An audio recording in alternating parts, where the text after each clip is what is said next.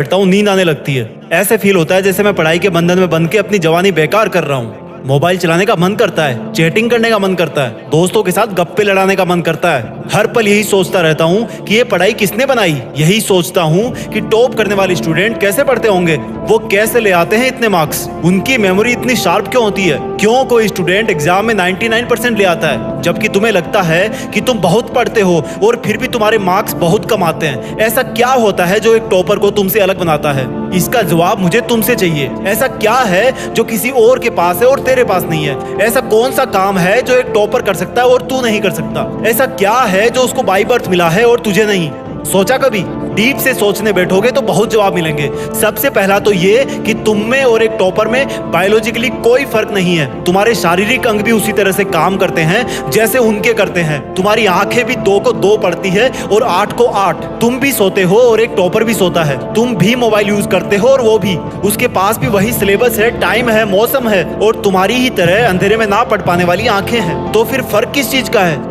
फर्क बहुत कम है। एक फर्क है टाइम और प्रायोरिटीज का, यानी कि वक्त और प्राथमिकताओं का।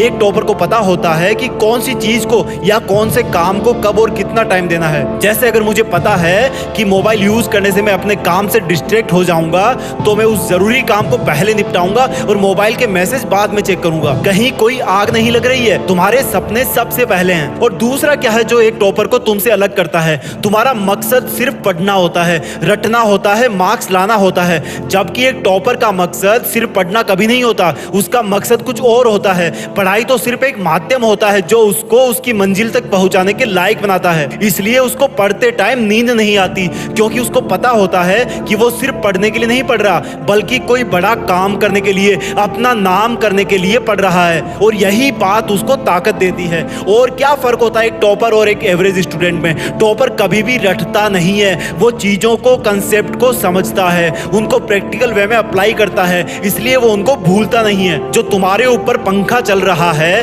कभी तुमने बिजली कटने के बाद ये नोटिस किया है कि वो कितनी सेकंड बाद रुकता है? और उससे फिर ये जानने की कोशिश करी है कि अगर इसको रेगुलेटर से आधी स्पीड पर चलते हुए रोकेंगे तो कितनी सेकंड में रुकेगा? क्या तुमने कभी ये जानने की कोशिश करी है कि जो ट्यूबलाइट तुम्हारे रूम में लगी है वो 1 सेकंड में कितनी बार फ्लिक करती है? वो 1 घंटे में कितनी यूनिट निकालती है? अगर पता किया होगा तो एग्जाम में कभी पावर कंजप्शन का आंसर गलत नहीं होगा। यही फर्क है एक एवरेज और एक उस स्टूडेंट में जो जिंदगी के किसी मकसद के लिए पढ़ता है। क्योंकि रटा हुआ ज्ञान तो अगली क्लास में जाते ही गायब हो जाएगा, लेकिन सीखा हुआ कंसेप्ट जिंदगी में बहुत बार काम आता है। और याद रखना, हर वो रात जिसकी नींद तुमने पढ़ाई के लिए कुर्बान कर दी है, वो अपना कर्ज जरूर चुकाएगी। थोड़ा धैर्य रखो, अपनी मेहनत पर विश्वास रखो, तुम्हारी जीत फिक्स होने वाली है। जय हिंद, वंदे मातरम।